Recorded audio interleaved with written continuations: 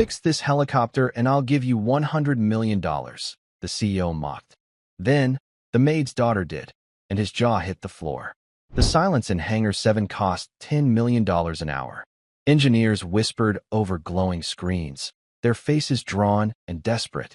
9 minutes, 17 seconds, one muttered, and it dies. Every single time. On the observation deck, Richard Lawson, a man used to conquering failure with money and willpower, slammed his fist. Useless, he roared. His empire, worth billions, was crumbling before his eyes. And then, in the corner, a mocking laugh. Maybe we should ask the janitor's kid. Hell, fix this helicopter and I'll give you $100 million. What began as a cruel joke would ignite a chain of events no one in that hangar could have predicted. What started as arrogance ended as revelation. This is the story of how a child's voice cut through the noise of power, money, and failure, and changed everything. Just before we dive in, let us know in the comments where you're watching from today. We love seeing how far these stories reach. And make sure you're subscribed so you don't miss tomorrow's special video. Now let's jump back in. Enjoy the story. A 12-year-old girl held the fate of a billion-dollar empire in her small, quiet hands. She just didn't know it yet.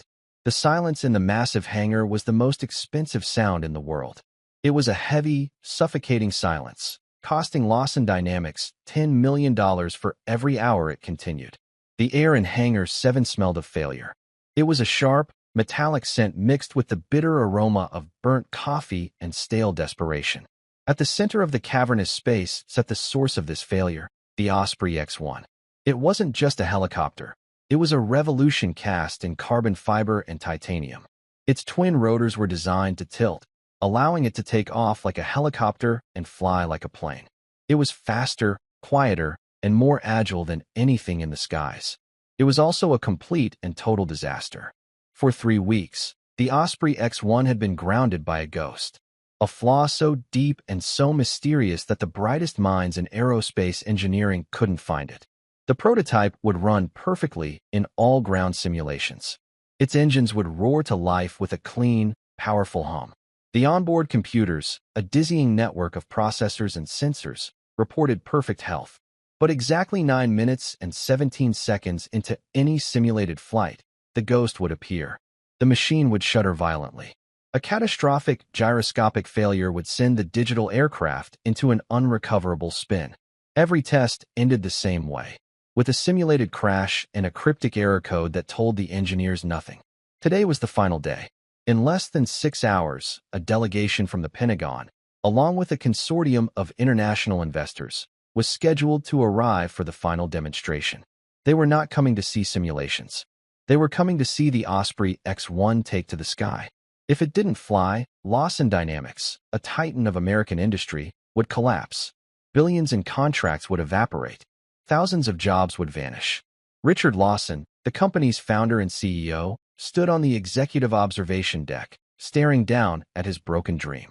At 55, Lawson was a man forged in the fires of corporate warfare. He had a jaw that looked like it was carved from granite and eyes the color of a stormy sea. He had built his empire with brilliant engineering and brutal business tactics. He never accepted excuses. He never tolerated failure. Now, failure was the only thing he had. Report, he barked, his voice echoing in the glass-enclosed room. David Chun, his lead engineer, flinched. Chun was a genius, a celebrated graduate from MIT with a mind that could dance with complex physics. But for 3 weeks, he had been humbled by this machine. Dark circles hung under his eyes. His tie was loose, and his usually immaculate shirt was wrinkled. No change, sir, Chun said, his voice hoarse. We've run every diagnostic. We've rebuilt the software from the ground up. We've swapped out the entire gyroscopic stabilizer unit. Twice. The result is always the same. 9 minutes, 17 seconds, and it fails. That's not a reason, David. That's a tombstone, Lawson snarled. He paced the deck like a caged lion, his expensive Italian shoes clicking a rhythm of pure fury against the polished floor. You have a team of 30 engineers out there. Their combined salaries could fund a small country. What are they doing? Everything we can, Chun said weakly. We think it's a resonant cascade in the sensor array, but we can't isolate the frequency. Lawson just stared at him, his silence more terrifying than any shout. The investors were not just buying a helicopter, they were buying certainty. They were buying the legendary reliability of Lawson Dynamics. And now, that legend was turning to dust. In the corner of the observation deck, a woman worked silently, erasing the presence of the powerful men who occupied the space. Clara Hayes moved with a quiet efficiency that made her almost invisible. For 10 years, she had been the head of the cleaning staff at Lawson Dynamics. She polished the conference tables where billion-dollar deals were made. She emptied the trash cans filled with discarded ideas and coffee cups. She understood the rhythms of this place better than anyone. She knew the calm before a breakthrough and the tense, charged atmosphere that preceded a collapse. Today, the air felt like a final, held breath. Beside her, sitting on a small stool, was her daughter, Abigail. At 12 years old, Abby was a slip of a girl with straw-blonde hair tied back in a simple ponytail. Her face was dotted with a few faint freckles across her nose. She was supposed to be in school, but a teacher workday had left Clara with no other option than to bring her to work. Abby was quiet, lost in the pages of a worn, leather-bound notebook. She wasn't writing, she was sketching. With a startlingly precise hand, she drew complex mechanical diagrams, gears and rotors, pistons and drive shafts.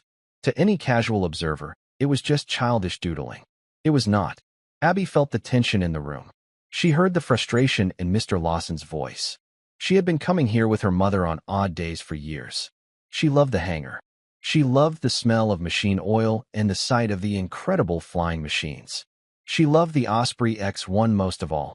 She thought it was the most beautiful thing she had ever seen. And she knew, with a certainty that settled deep in her bones, that it was hurting. Down on the hangar floor, the engineering team tried one last, desperate measure. They initiated another simulation, this time bypassing a series of software protocols. They hoped to force the error to reveal itself. Simulation running. A technician's voice crackled over the intercom. The entire building seemed to hold its breath. On the massive screens above the hangar floor, data streamed in green, healthy lines. 1 minute. 2. 5 minutes. Hope began to flicker in David Chen's eyes. 8 minutes. 9 minutes. The room was silent. Then, at exactly 9 minutes and 17 seconds, it happened. The data streams on the screen flashed red. An alarm blared, a screeching, synthetic sound of defeat. The 3D model of the Osprey X1 on the main monitor shuddered and then locked into a fatal, spinning dive. Failure. The technician's voice said, flat and final. Catastrophic, gyroscopic destabilization. A collective groan went through the observation deck. David Chen slumped against the glass, his face ashen. Richard Lawson exploded. The carefully controlled facade of the powerful CEO shattered, revealing the desperate, terrified man beneath. He slammed his fist on the mahogany railing, the sound cracking through the hangar like a rifle shot. Useless, he roared, his voice raw with fury. He spun on David Chen. A whole team of the best engineers money can buy, and you can't fix one goddamn helicopter. What is wrong with you? He paced, his rage needing a target, any target. His eyes swept the room, past the defeated engineers, past the anxious board members, and landed on the quiet corner where Clara and her daughter were trying to disappear into the wallpaper. He saw Abby, her head bowed over her sketchbook. A cruel, ugly idea sparked in his mind. It was a way to deflect, to mock the failure of his educated, expensive team. He pointed a trembling finger at the 12-year-old girl. What's the matter, Chun? Lawson sneered, his voice dripping with sarcasm. Can't figure it out? Maybe we should ask the janitor's kid. Maybe she's got the magic answer in her little coloring book. Several of the executives chuckled nervously. Chun looked horrified. Clara froze, her hand tightening on the handle of her cleaning cart, her heart pounding with a mix of fear and protective anger. Lawson wasn't done. He strode toward Abby, a bitter, mocking smile on his face. He was performing now, a king deriding his court jesters for the benefit of his audience. Tell you what, he announced to the room, his voice booming with false bravado. I'm feeling generous today. Anyone can fix this helicopter, and I'll give them $100 million. Hell, fix this helicopter, little girl, and I'll give you $100 million. The laughter that followed was louder this time, a release of the terrible tension that had gripped them all. It was a joke. A cruel, Ridiculous joke. But Abby wasn't laughing. She hadn't flinched. She hadn't even looked up at him. She had heard only one phrase that mattered. One phrase that cut through the CEO's angry tirade and her mother's silent fear. Resonant cascade. Her pencil stopped moving. Slowly, she lifted her head. Her eyes, a clear, intelligent blue, were not those of a frightened child. They were the eyes of someone who understood. She looked past the mocking face of Richard Lawson, past the defeated engineers, and stared at the beautiful, broken machine on the hangar floor. Her grandfather's voice echoed in her memory, a low, gentle rumble like a well-tuned engine. Most folks, they look at a machine, Abby girl. They use their eyes. But the important stuff, the secrets, you can't see those. You have to listen. A quiet, steadying calm settled over her. She knew what was wrong with the Osprey X1. It wasn't a ghost in the software. It was a whisper in the steel.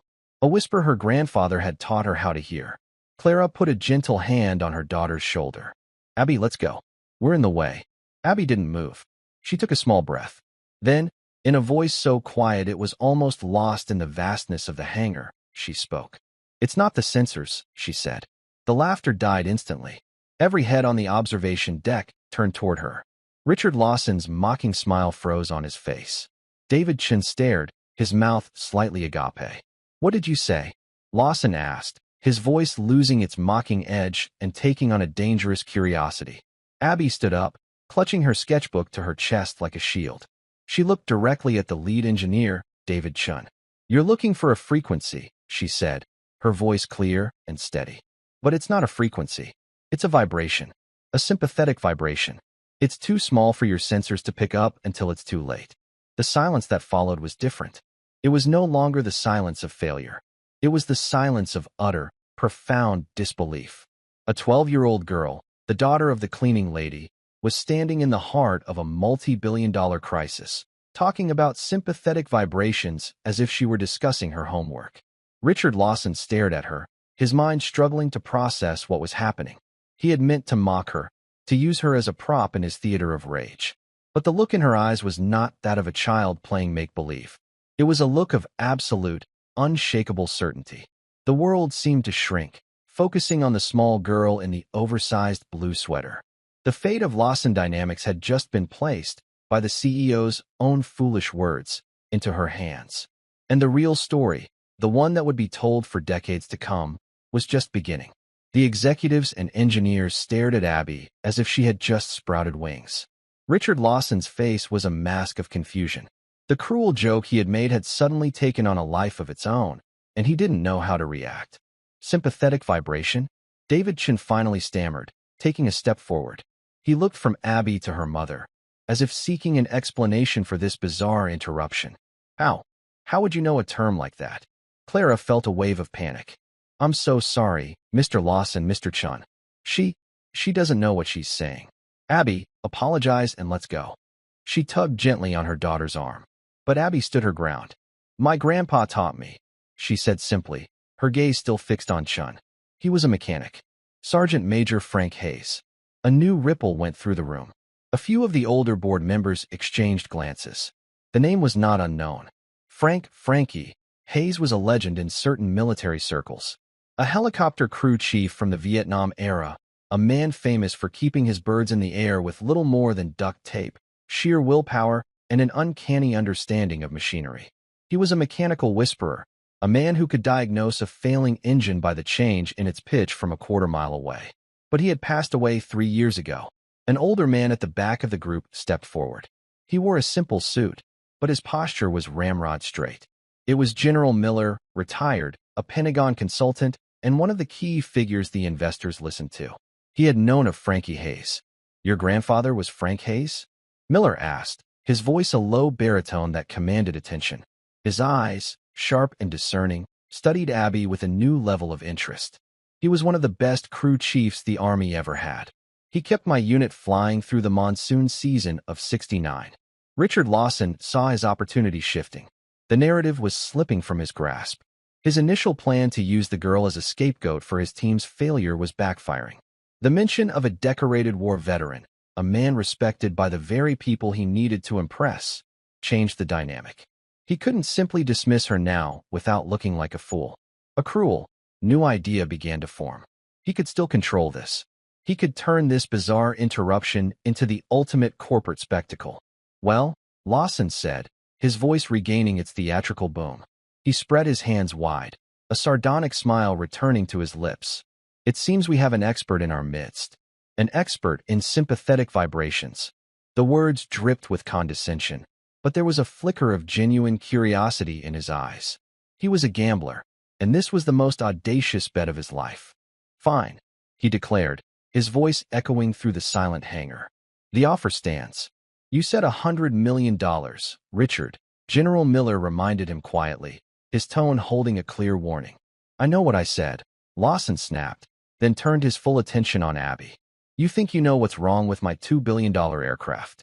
You think you can fix what this entire team of MIT geniuses can't. He walked until he was standing directly in front of her, towering over the small girl. He was no longer mocking. He was challenging. Here's the deal, little Miss Hayes. You get 1 hour. You and your grandpa's stories. You go down there, you look at my helicopter. You tell my engineers what to do. The investors and the Pentagon delegation will be here soon. They were supposed to see a flight demonstration. Instead, they'll get a show. They'll get to see you try to fix it. Clara gasped. Mr. Lawson, you can't be serious. She's a child. She's the one who spoke up, Lawson retorted, his eyes locked on Abby. If she succeeds, he continued, his voice rising, I will personally write a check for $100 million to her mother, her dog, whoever she wants. It's a publicity stunt that will make us legendary. The girl genius who saved Lawson Dynamics. He paused, letting the absurd promise hang in the air. Then, his voice dropped to a cold, menacing whisper. But when you fail, and you will fail, this little show is over. Security will escort you and your mother from the premises. And I'll make sure she never works in this town again.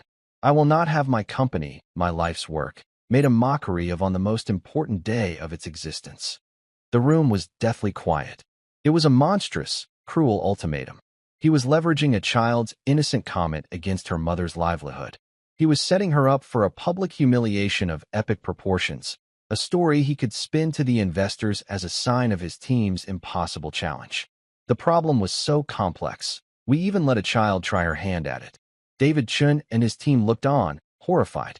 This had gone far beyond a technical problem. It was a display of corporate cruelty that made them all deeply uncomfortable. General Miller stepped forward again. Lawson, this is inappropriate. She is a child. She is a Hayes, Abby said, her own voice cutting through the tension. Everyone stopped. Abby looked up at the towering CEO, her blue eyes clear and unwavering. There was no fear in them, only resolve. The same resolve her grandfather had when staring into the guts of a failing engine with enemy fire overhead. My grandfather didn't believe in problems that couldn't be solved, she said. He believed in people who didn't listen properly. I'll do it. Clara grabbed her daughter's hand. Abby, no. Please. It's okay, Mom, Abby said, giving her mother's hand a reassuring squeeze. She then looked at the general. My grandpa said you could always trust a man who respected the machine, sir. Then she turned back to Lawson. But you have to promise. The money isn't for me. It's for a foundation.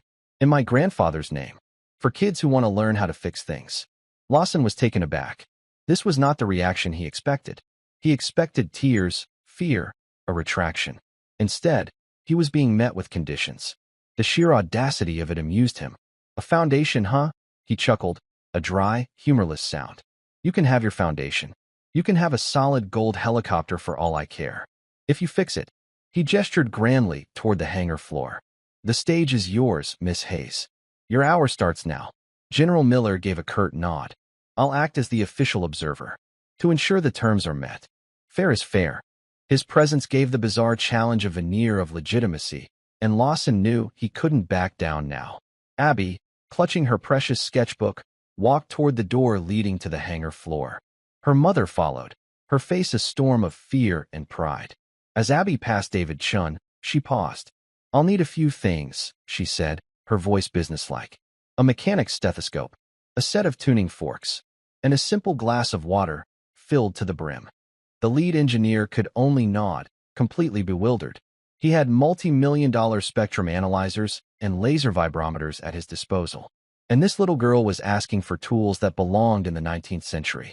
As Abby stepped out onto the vast hangar floor, the team of 30 engineers parted before her like the Red Sea. They stared, their expressions a mixture of pity, disbelief, and a tiny, desperate spark of hope. She was a ridiculous, impossible long shot. But she was the only shot they had left. The huge hangar clock started its silent countdown. 59 minutes and 59 seconds remaining. Abby walked toward the silent, monolithic Osprey X-1, a small David approaching a metallic Goliath. She was not just fighting for a helicopter. She was fighting for her mother's job, her grandfather's legacy, and a future she was inventing with every steady, courageous step. The hangar floor was a cathedral of technology. The Osprey X-1 sat on the polished concrete like a shrine to modern engineering. Its sleek, gray body absorbed the bright overhead lights, and its complex rotor systems were marvels of computer-aided design. Surrounding it was a maze of diagnostic carts, laptops displaying endless lines of code, and tool chests filled with specialized, expensive instruments. Into this scene walked Abby, a figure from another time. The engineers, men and women with advanced degrees and decades of experience, watched her with a tense, awkward silence. They had been ordered by Lawson to give her whatever she asked for, an instruction that felt both demeaning and surreal. David Chen approached her cautiously, holding the requested items.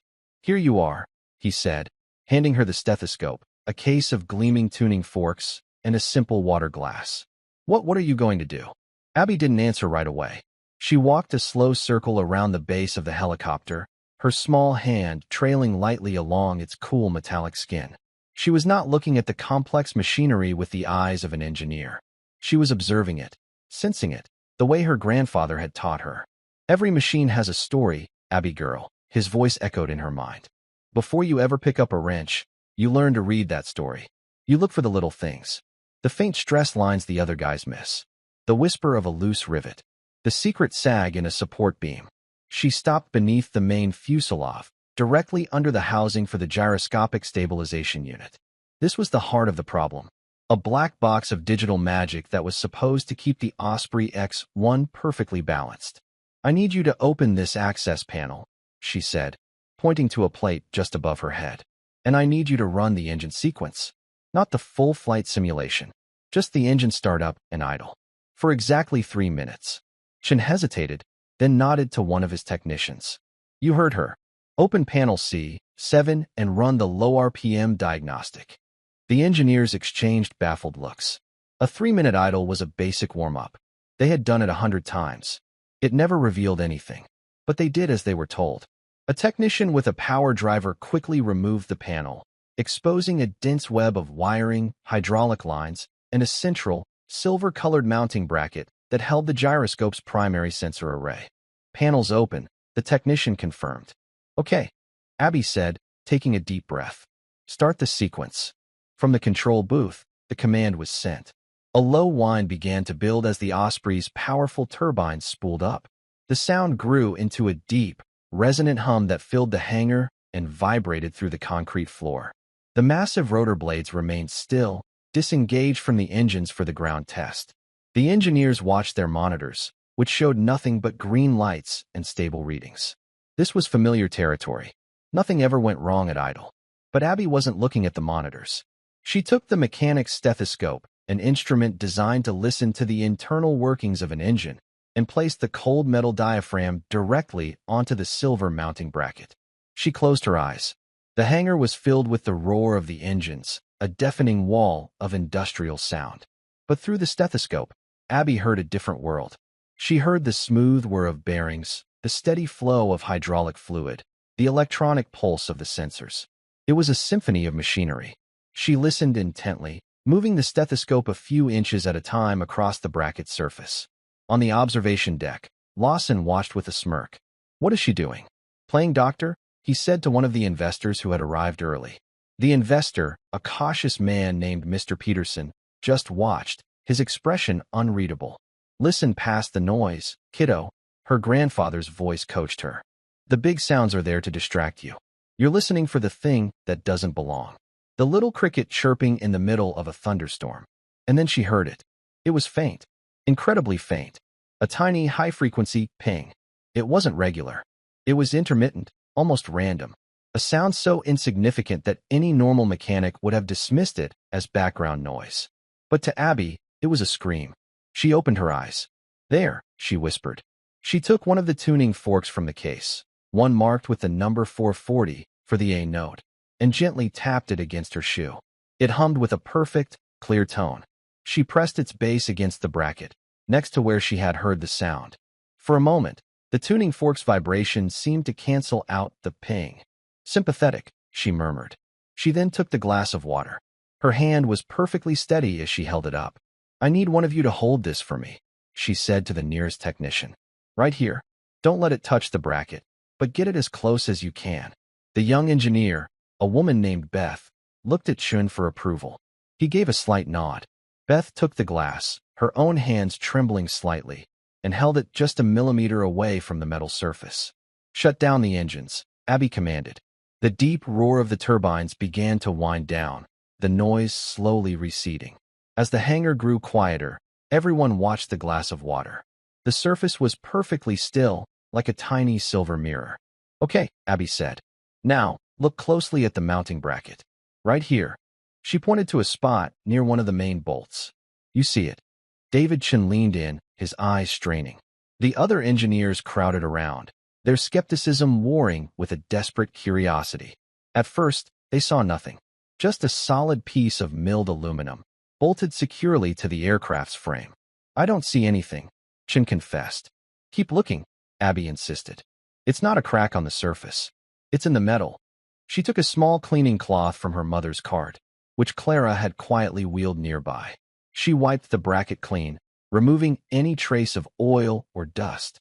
"You need to look at it from the side, with the light hitting it just right," she explained. General Miller had come down from the observation deck and now stood with the engineers. His old eyes, accustomed to spotting details others missed, narrowed. He squatted down, looking at the bracket from a low angle. "My God," he breathed. "The girl's right." He pointed. As the overhead lights reflected off the polished metal, a line so faint it was nearly invisible could be seen. It wasn't a crack from damage. It was a hairline fracture, a flaw in the metal itself, likely created during the manufacturing process when the bracket was forged. It was a 1 in a million defect. "A microfracture," Beth whispered in awe. "But that wouldn't be enough to cause a catastrophic failure. The stress models would account for far more." "It's not about stress," Abby explained, her confidence growing.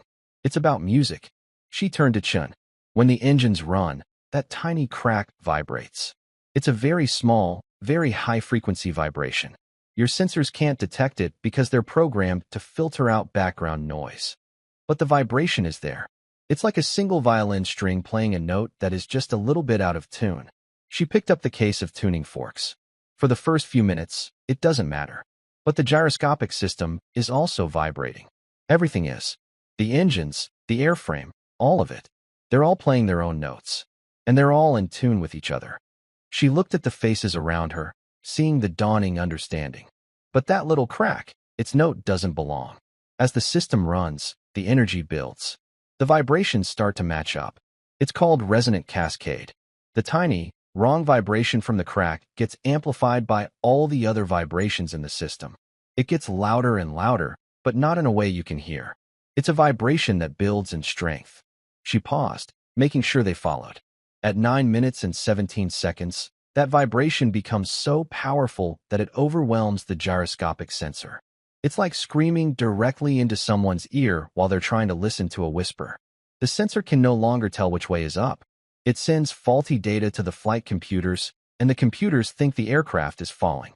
They try to correct a problem that doesn't exist, and that's what sends the Osprey into the spin. The hangar was utterly silent, save for the faint hum of the lights. The team of engineers stood frozen, looking back and forth between the 12-year-old girl and the multi-billion-dollar helicopter. She had just explained their impossible problem with the simple analogy of an out-of-tune violin. It was so simple, so elegant, and so deeply rooted in the physical world, not the digital one they had been lost in for weeks. They had been searching for a software ghost, but the problem was a flaw in the machine's very bones.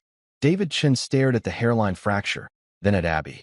He felt a wave of professional shame, immediately followed by a profound sense of awe. How? How could you possibly know that? He asked, his voice filled with genuine wonder. Abby clutched her sketchbook. My grandpa worked on old Hueys in the war. He said they were filled with ghosts, vibrations from battle damage, and years of hard flying. He said you couldn't always replace the parts, so you had to learn to live with the ghosts. You had to learn how to quiet them down. Up on the observation deck, Richard Lawson watched on the high-definition monitor, his face pale. His jaw, once set in a hard line of arrogance, was now slack with disbelief. Mr. Peterson, the investor, stood beside him, a slow smile spreading across his face. Well, Richard, Peterson said quietly, it seems your $100 million joke is about to get very, very real. The hangar clock showed 42 minutes remaining. Abby had found the ghost. Now, she had to show them how to tame it. The revelation hung in the air of the hangar, as tangible as the scent of jet fuel. A single, almost invisible flaw in a simple mounting bracket was the undoing of the most advanced aircraft on the planet. The team of engineers, who had spent weeks lost in a wilderness of code and complex schematics, were now staring at a problem they could see and touch. They were humbled and, in a strange way, relieved. Richard Lawson, watching from above, felt a cold dread mix with a bizarre sense of exhilaration. This was impossible. This was a nightmare. This was the greatest story in the history of his company. His mind, always calculating, was already spinning the narrative. But first, the problem had to be solved. So, a faulty bracket, he said over the intercom, his voice tight. So we replace it. Get it done. Now, we can't, David Chin called back, his voice strained. That's a custom-forged component. A new one would take 6 weeks to manufacture and certify. We don't have 6 weeks. We have about 35 minutes. A wave of despair washed over the team again. They had found the disease, but they had no cure. The demonstration was still doomed. No. Abby's quiet voice cut through the gloom. You don't need a new one. You just need to change the music. All eyes turned back to her. She was looking at the bracket, not as a broken part, but as an instrument that needed to be retuned. She opened her sketchbook. The pages were not filled with childish drawings, but with detailed, hand-drawn diagrams from her grandfather. There were notes in the margins, written in a strong, clear script. One page showed the rotor assembly of an old Bell Huey helicopter. There was a drawing of a small, weighted piece of metal bolted to the gearbox casing, with an arrow pointing to it and a note that read, "The shake started after we took a .50 cal hit near Saigon. Couldn't replace the whole transmission, so we gave the ghost something else to chew on." Quieted her right down. We can't stop the vibration from the crack, Abby explained, turning the book around for Chun and the others to see. But we can dampen it. We can give it a counterfrequency. My grandpa called them listeners. Little pieces of metal or rubber that absorb the bad vibrations before they can spread. She pointed to a spot on the bracket, away from the fracture. We need to add a small amount of weight, right here. It has to be the right weight, and it has to be attached in a way that it can absorb the specific frequency of the fracture. It will act like a shock absorber for the vibration, canceling it out before it can build into the resonant cascade.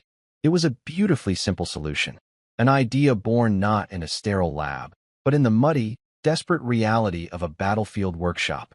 It was the kind of practical, brilliant fix that modern engineers, with their reliance on digital perfection and component replacement, had forgotten how to even conceive.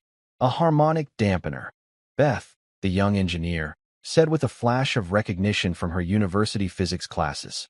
Of course, it's textbook theory, but I've never seen it applied like this. So elegantly. Okay, David Chin said, his mind now racing.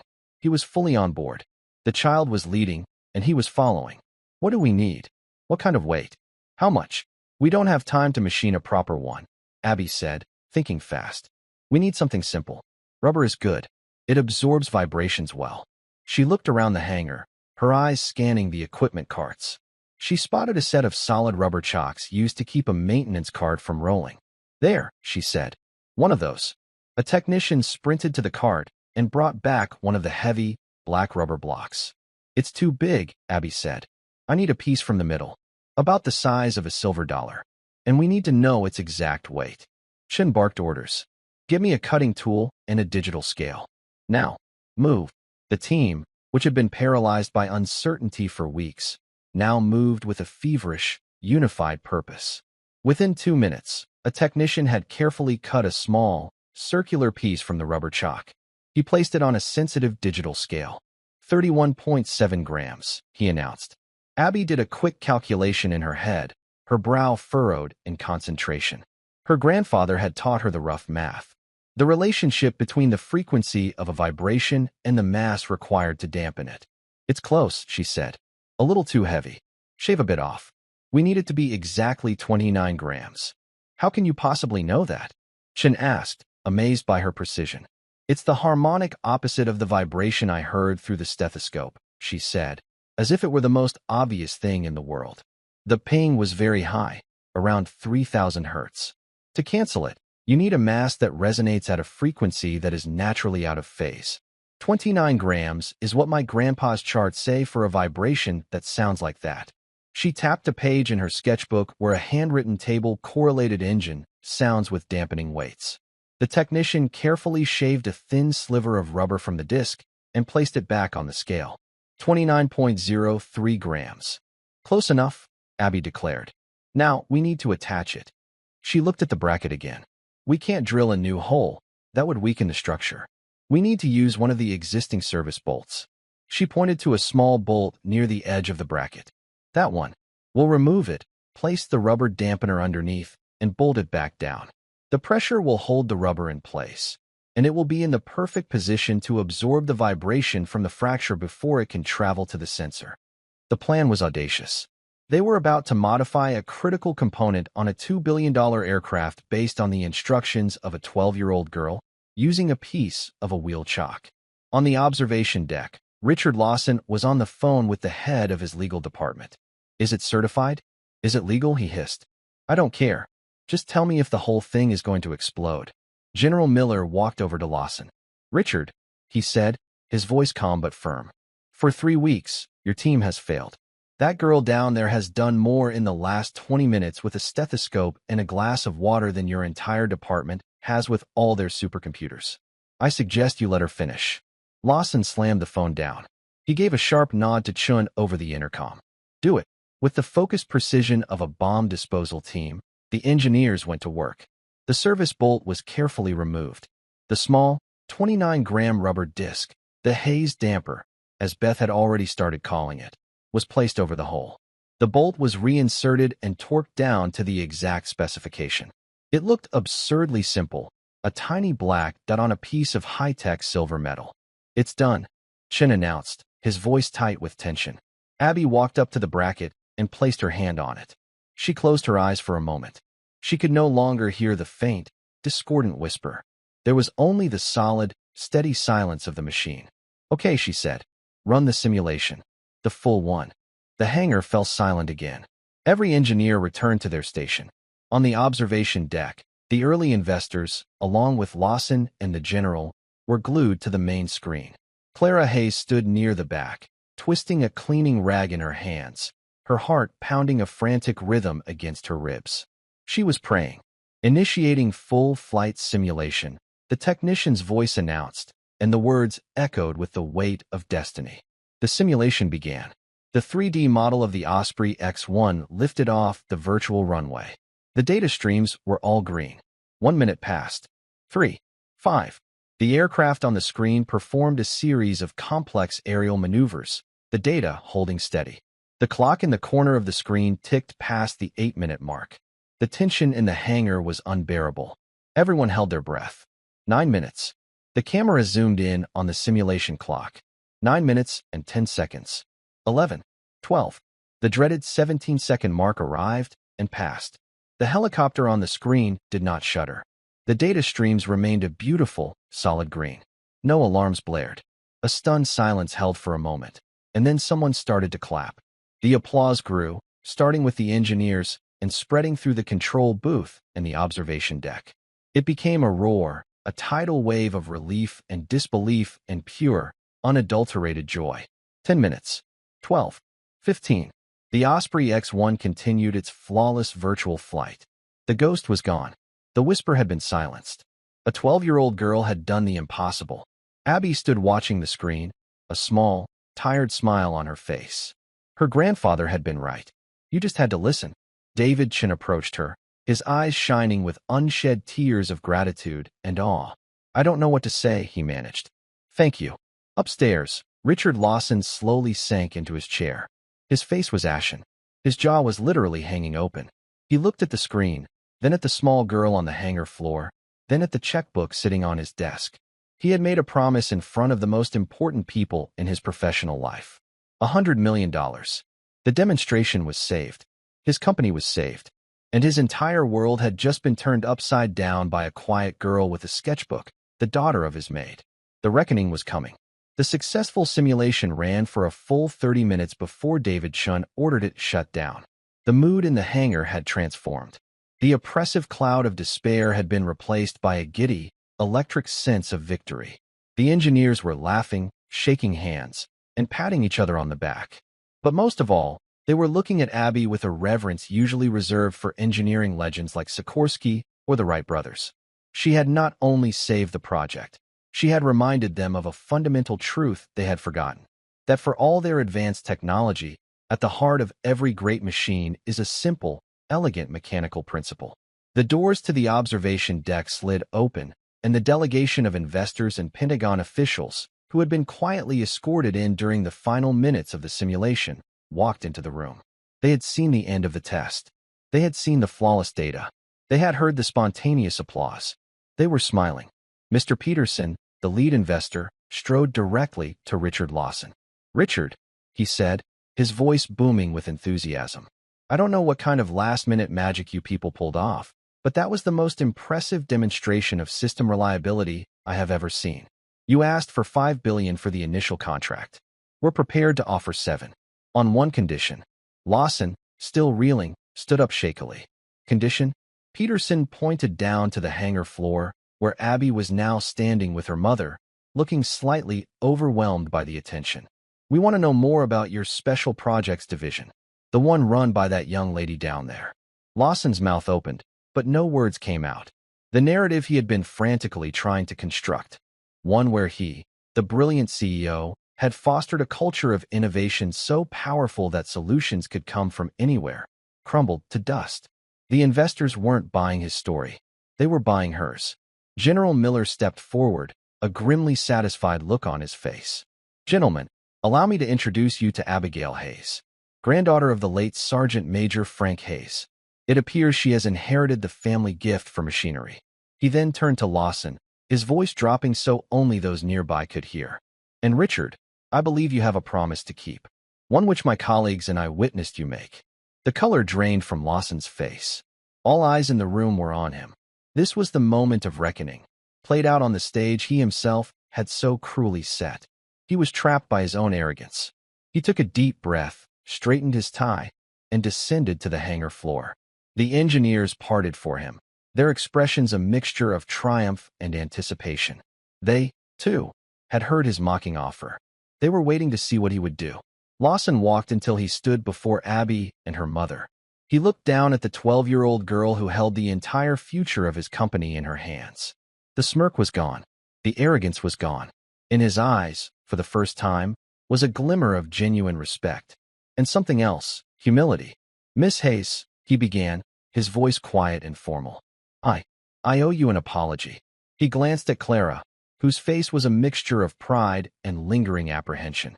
To both of you, my behavior was inexcusable. I was under a great deal of pressure, but that is no excuse for my cruelty. He paused, then continued. You did something that my entire multi-million-dollar research and development team could not. You saved this company. You saved the jobs of every single person in this building. And I am a man of my word. He pulled a checkbook and a pen from his jacket pocket. It was a gesture of pure corporate theater, but it was real. The engineers, the investors, the generals, everyone watched in silence as Richard Lawson, one of the most powerful and ruthless CEOs in the country, began to write. He wrote, the Frank Hayes Engineering Foundation on the payee line. In the amount box, he wrote, $100 million. He tore the check from the book with a soft, definitive rip and held it out to Abby. Your foundation is now funded, he said, his voice thick with emotion. You can help a generation of kids learn how to listen to the machines, just like you do. Abby looked at the check, then up at the powerful man. She didn't reach for it. Thank you, Mr. Lawson, she said politely. But my grandpa always said that a job's not done until the paperwork is clean. She looked him directly in the eye. I want something else. I want you to run the foundation. With my mom. Clara gasped, her hand flying to her mouth. Lawson was floored. Me? Yes, Abby said with unwavering logic. You know how to run big companies and handle lots of money. And my mom? She knows what it's like for people who work hard but don't always get a chance to be heard. You two can make sure the money goes to the right kids. The ones who like to fix things but maybe can't afford the fancy schools. It was a move of such simple, profound genius that it left Lawson speechless. She wasn't just accepting his payment. She was giving him a purpose, a chance at redemption. She was making him a partner in her grandfather's legacy. A slow smile spread across General Miller's face. David Chin shook his head in wonder. This child was playing chess while everyone else was playing checkers. Richard Lawson looked from the check in his hand to Clara Hayes, who stood beside her daughter with a newfound strength and dignity. He saw not a cleaning lady, but a woman of integrity. He looked at Abby and saw not a child, but a visionary. He slowly tore the check in half. You're right, he said. A check isn't good enough. This requires something more permanent. He turned to his legal counsel. Draw up the paperwork for the foundation. Initial funding of $100 million from my personal assets. And create a new executive position. Director of the foundation. The position is offered to Mrs. Clara Hayes, effective immediately. He then looked back at Abby. And we are creating a new role for you, too. Junior engineering consultant, with a full scholarship to any university you choose when the time comes. Your first task will be to teach my engineers how to listen.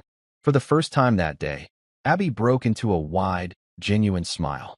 Her mother rushed to her, wrapping her in a fierce hug, tears of joy and relief streaming down her face. The hangar erupted in applause, louder and more heartfelt than before. It wasn't just for the safe contract or the brilliant solution. It was for the profound, unexpected justice of the moment. It was the sight of arrogance being humbled by innocence, of prejudice being dismantled by quiet competence. Richard Lawson watched the mother and daughter, a changed man. He had started the day as a king on the verge of losing his kingdom. He was ending it as a servant to a better, more hopeful idea, a legacy he would now build not just out of steel and circuits, but out of opportunity and grace. 6 months later, the scent of machine oil and hot metal, once a symbol of corporate desperation, now smelled of hope. The Frank Hayes Engineering Foundation wasn't just a wing of the Lawson Dynamics facility, it was its new heart. The vast, sunlit workshop hummed with a different kind of energy, not the tense silence of a looming deadline, but the chaotic, joyful noise of discovery. Teenagers from every corner of the city, who might otherwise have never touched a wrench, were hunched over workbenches. They were learning to meticulously disassemble, diagnose, and rebuild everything from lawnmower engines to complex hydraulic pumps, their instructors a cadre of retired mechanics, their faces etched with the wisdom of 1,000 repaired machines. Clara Hayes moved through the room, her smart business suit no longer feeling like a costume. She stopped at a bench where a 16-year-old girl named Maria was frowning at a stubborn carburetor. It's flooded, Maria said, frustrated. I keep trying to clear it, but it's not working. Your grandfather had a trick for that, Clara said, her voice warm. She didn't give the answer. Instead, she picked up a small, clean rag. He said sometimes you have to be gentle. You're trying to force it. Try persuading it. The simple advice, a piece of wisdom from one mechanic passed down through 2 generations, shifted the young girl's perspective. A few minutes later, the engine sputtered to life with a clean, satisfying roar. Richard Lawson watched the scene from the doorway, a soft smile on his face. He'd spent his life building an empire on brute force and intimidation. Now, he was co-piloting a venture built on patience and persuasion. Earlier that week, a board member had proposed selling the foundation's educational patents for a quick and substantial profit. The old Lawson would have jumped at the chance. The new Lawson calmly explained that the foundation's wealth wasn't in its patents, but in the confidence it was building in young people like Maria. The board member had been silenced not by a threat, but by an unshakable, newfound principle. The partnership between him and Clara had become the company's true guiding gyroscope. She brought the humanity. He brought the structure. Together, they were building something far more valuable than a helicopter.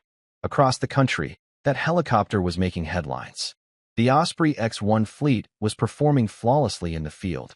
News articles praised its unprecedented reliability and agility. General Miller, in an interview, called it the most dependable bird the Army has ever flown, adding a cryptic comment that its resilience came from an old soul's wisdom. On the access panel of every Osprey, beneath the housing for the gyroscopic stabilizer, the small plate was a silent testament to that wisdom. It read, Component HD-29, the haze damper. It was a permanent part of the engineering lexicon, a reminder that sometimes the most elegant solution is also the simplest. Back in the main R&D hangar, the engineers gathered around a new prototype, a next-generation engine for a high-altitude surveillance drone. The atmosphere was different now. There was less frantic typing and more quiet contemplation. They had learned to pause, to listen. Their teacher stood on a small stool, pointing at a complex schematic on the main screen. "You're trying to eliminate the vibration," Abby said, her voice clear and steady. "But you can't. The engine needs to vibrate to work. You just need to give it a calmer rhythm. You need to listen to what it wants to do, not just tell it what it has to do." The engineers, men and women with doctorates and decades of experience, listened with rapt attention. They no longer saw a child. They saw their most valuable consultant, the one who had taught them that the most important diagnostic tool wasn't a computer, but a curious and empathetic mind. Abby Hayes was no longer just the maid's daughter who got lucky. She was the keeper of her grandfather's legacy, the girl who had looked into the heart of a complex machine and found not a ghost, but a song. And she was just beginning to teach the world how to hear it. And that's where we'll end the story for now.